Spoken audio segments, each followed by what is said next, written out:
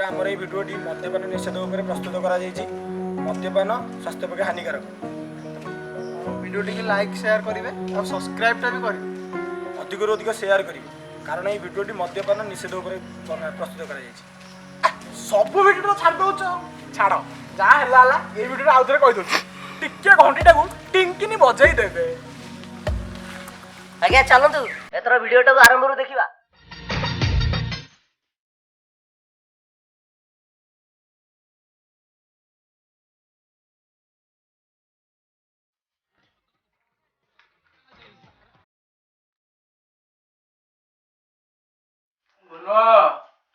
ଚାଖଣାଟା ଦେଲୁ ରେ, ଆଜି ପୁରା ଏଭିଡେନ୍ସ।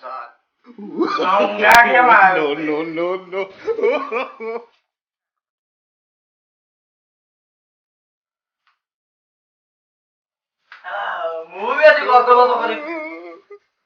ଦୁନିଆରେ କେହି ନାହାନ୍ତି କେବଳ ଏଇ ମାନ ଭଉଣୀ ମଝିରେ।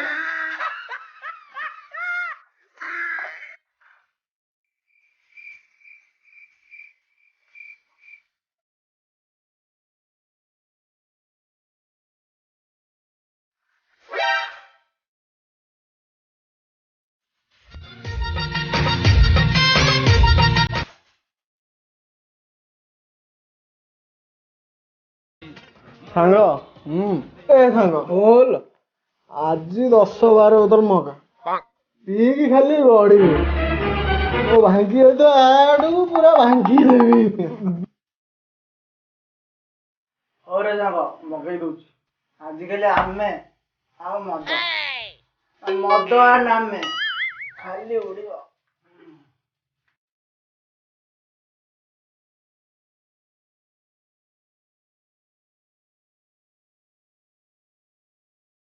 ଏ ସାଙ୍ଗ ଗୋଟେ କୋଲ୍ଡ ଡ୍ରିଙ୍କସଟେ ବନେଇକି ଦେଲୁ। ଆଜି କାହିଁ ମୁଣ୍ଡଟା ଖାଲି ବୁଲେଇ ଦେଉଛି। ଆଜି ବହୁତ ଟେନସନରେ ଅଛି। ଦେଲୁ ଗୋଟେ କୋଲ୍ଡ ଡ୍ରିଙ୍କସ। ଆବେ ଏକ ଟେନସନରେ ଆସିକି ମାଲ ପିଆ ଜାଗାରେ କହୁଛି ଥଣ୍ଡା ପିଇବ। ପୁଣି କହୁଛି ମୁଣ୍ଡ ଗରମ ହେଇଯାଇଛି।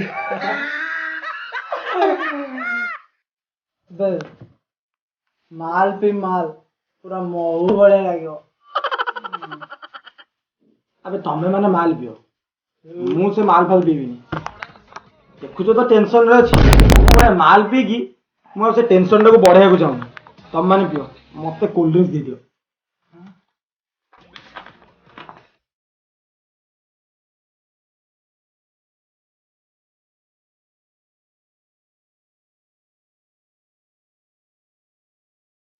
ଆବେ ମୋ ସିଚୁଏସନରେ ରହିଲେ ତୁ ଜାଣିବୁ ମୁଁ କାଇଁ ମଦ ପିଉଛି ହେଲା। କାଇଁ ତୋର ଏମିତି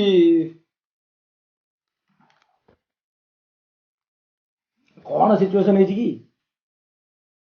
ଶୁଣିବୁ ତ, କହୁଛି ଶୁଣ। ସେଦିନ 10ଟା ବେଳେ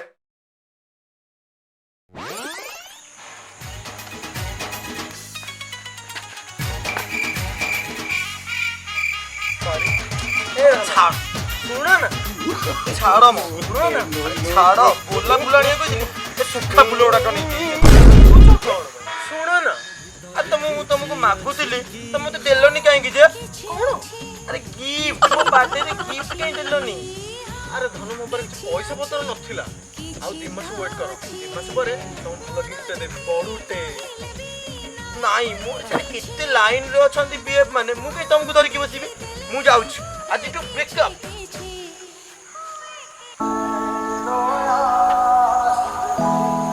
ଆରେ ଧନ ଶୁଣ, ଆରେ ଶୁଣ, ବ୍ରେକଅପ୍ କଣ ପାଇଁ? ଆରେ ଶୁଣ। ଦେଖିଲୁ ତ, ଗୋଟେ ଗିଫ୍ଟ ପାଇଁ ମତେ ଛାଡ଼ିକି ପଳେଇଲା ରେ। ସେଇଥିପାଇଁ ମୁଁ ମଦ ପିଉଛି ରେ, ସେଇଥିପାଇଁ ମୁଁ ମଦ ପିଉଛି। ଆରେ ତା ସିନା ଭାଙ୍ଗି ଯାଇଛି ଉଦରଟା, ତୁ କାହିଁକି ମଦ ପିଉଛୁ? ଆରେ ମୋ ବାପା ପାଇଁ। ତମେ ତ ଷ୍ଟୋରି ଜାଣିନ, ରୁହ ଟିକେ ପ୍ୟାକଟା ମାରିଦେ। ଆଉ ଷ୍ଟୋରିଟା କହୁଛୁ ଉପରକୁ ଅନା।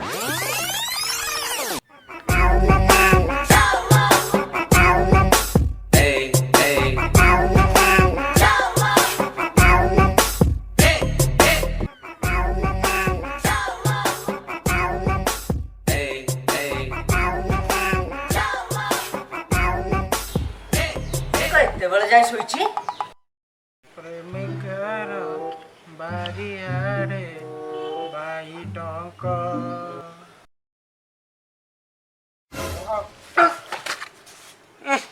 ବାପା ଇଏ କଣ କଲ ମା? ଗୋଟେ ବଢିଆ ସ୍ୱପ୍ନଟେ ଦେଖୁଥିଲି, ତମେ ମୋ ସ୍ୱପ୍ନଟାକୁ ପୁରା ପାଣିଚିଆ କରିଦେଲ। ଖାଲି ସ୍ୱପ୍ନ ଦେଖୁଥା, ବାପା ପଇସାରେ ବସି ଖାଇବାଟି ଶିଖିଥା। ଚାଲେ, କାମ ବୁଝିଛି, କାମକୁ ଯିବୁ, ଜଲ୍ଦି ଚାଲେ। ନାଇଁ ବାପା, ମୁଁ କାମକୁ ଯିବିନି। ମୁଁ ଗୋଟେ ଆକ୍ଟର ହେବି। ସେ କାମ ଫାମ ମୋର ଦରକାର ନାହିଁ। ଆକ୍ଟର ନା କଦୁଟା ଖାଲି ବସିକି ବାପା ପଇସା ନଷ୍ଟ କରେ। ଶୀଘ୍ର ଚାଲେ, କାମକୁ ଯିବୁ। ତମେ କାହିଁ ମତେ ସବୁବେଳେ ବାଧ୍ୟ କରୁଛ କହିଲ? ଆଉ ଥରେ ବାଧ୍ୟ କରିବ, ମୁଁ ଏ ଘର ଛାଡିକି ପଳେଇବି। କଣ କହିଲୁ କୁଳାଙ୍ଗର? ଘର ଛାଡିକି ପଳେଇବୁ? ତୁ ଏବେ କରୁଛି, ଶୀଘ୍ର ଯା, ପଳା ଯା। ଗଲେ ସିନା ଜାଣିବୁ ପଇସା କମେଇବା କେତେ କଷ୍ଟ। ହଉ ବାପା, ଏଇ ମୁହୂର୍ତ୍ତରେ ଏ ଘର ଛାଡିକି ଯାଉଛି।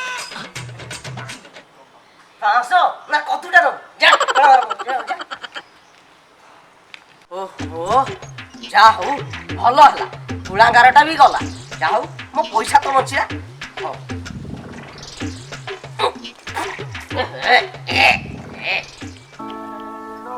ଦେଖିଲୁ ତ କେତେ କଷ୍ଟ ଏ ଜୀବନରେ। ହଁ ମଦ ନ ପିଇଲେ ଏ କଷ୍ଟକୁ କାଟିବା ଯେମିତି ପରିବା କାଟିବା ପାଇଁ ଛୁରୀ,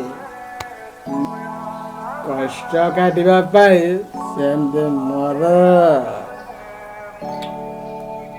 ସାଙ୍ଗ, ତୋର କି କଷ୍ଟ ବେ?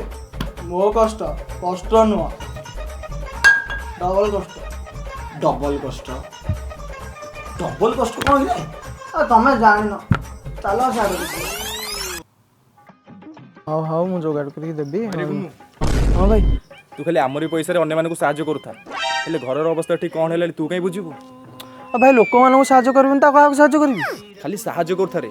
ଆଗ ନିଜ ଘରର ଲୋନ୍ ଖର୍ଚ୍ଚ ସୁଝା, ତାପରେ ମାଆର ମେଡ଼ିସିନ ଖର୍ଚ୍ଚ ଉଠା, ତାପରେ ସିନା ମାଣେ ବଳିଲେ ତୁ ସାହାଯ୍ୟ କରିବୁ।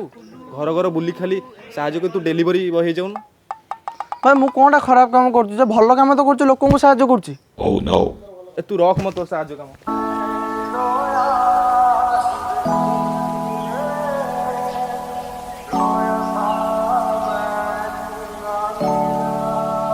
ଦେଖନ୍ତୁ ସାଙ୍ଗ, ମୋର କିନ୍ତୁ ଡବଲ କଷ୍ଟ। ଆରେ ଆରେ, ତୁମ ଦି ଜଣଙ୍କର ସିନା ଗୋଟେ ଗୋଟେ କଷ୍ଟ, ତୋର ସିନା ଡବଲ କଷ୍ଟ, ହେଲେ ମୋର ତ୍ରିପଲ କଷ୍ଟ। ହେଲେ ମୁଁ ତ କାହିଁ ମଦ ପିଉନି, ତମେ ମାନେ ଏତେ କାହିଁ ମଦ ପିଉଛ? ନାଇଁ, ତୋର କି ଟେନସନ କହିଲୁ? ଦେଖିବା ତୋର କେମିତି ତିନିଟା ଟେନସନ। ପ୍ରଥମଟା ତ ଅଫିସରେ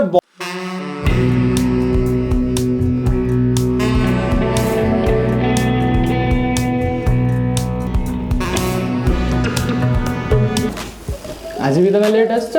ସରି ସାର୍। ଚୁପ୍! ଅଫିସ ନା ତମ ଶ୍ୱଶୁର ଘର ବା, ଯେତେବେଳେ ଚାହିଁବ ସେତେବେଳେ ଆସିବ। ଦେଖ ମିଷ୍ଟର ଦାସ, ବହୁତ ଚାନ୍ସ ଦେଇସାରିଲିଣି ତମକୁ, ଆଉ ଦେଇପାରିବିନି। ସରି ସାର୍, ଲାଷ୍ଟ ସେମିତି ବେଟର ହବ ସାର୍, ଆଉ ତମ ଦରଖାସ୍ତ ପତ୍ର ନିଅ, ଅଫିସରୁ ବାହାରି ଯାଅ। ସରି sir. Get out from office.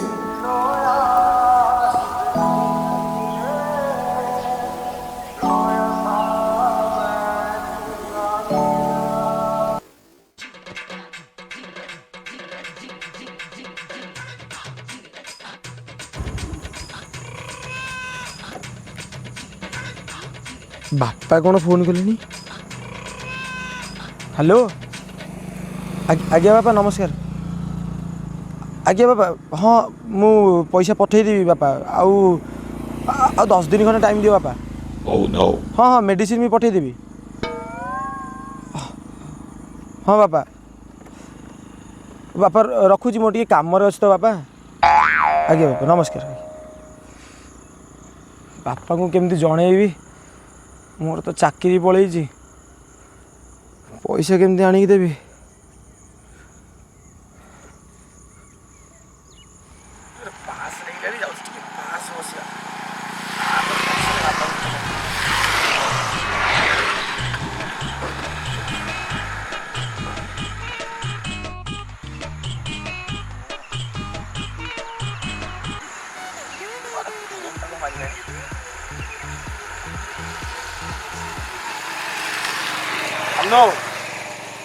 କ'ଣ ହେଲା ଫୋନ୍ କ'ଣ କରୁଛୁ ଯେ ଏତିକି ବେଳକୁ?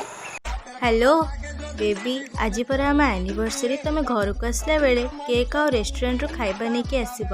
ମୁଁ ଆମ ସାଙ୍ଗମାନଙ୍କୁ ଘରକୁ ଡାକିଛି, ପ୍ଲିଜ୍। ଆରେ ପାଖରେ ମୋର 10 ଟଙ୍କା ନାହିଁ, କହିଲେ କ'ଣ ନା କେକ୍ ଆଣିବି, ଖାଇବା ଆଣିବି। ଚାକିରି ଦେଖୁଛ ଇଆଡ଼େ ପଳେଇଲାଣି, ବାପା ସିଆଡ଼େ ପଇସା ମାଗୁଛନ୍ତି, ତମେ କହୁଛ କେକ୍ ଆଣ, ରେଷ୍ଟୁରାଣ୍ଟରୁ ଖାଇବା ଆଣ, ତମ ସାଙ୍ଗକୁ ଡାକି ଦେଇଛ, ମୋତେ ପଚାରୁଛ? ବେକାର କଥାଗୁଡ଼ା ଖାଲି କହୁଛନ୍ତି। ତମେ କିଛି ନ ଆଣ, ଆଜି ତମକୁ ମୁଁ ମ୍ୟାରେଜ୍ କରିକି ଏତେ କଷ୍ଟ ପାଉଛି। ଆରେ ଆରେ ଗୋଟେ ବାପା ମାଆଙ୍କ ଟେନସନ୍, ସେ ଗୋଟେ ଅଫିସରେ ବସ୍ କ'ଣ ଟେନସନ୍, ମଝିରେ ସ୍ତ୍ରୀର ଟେନସନ୍।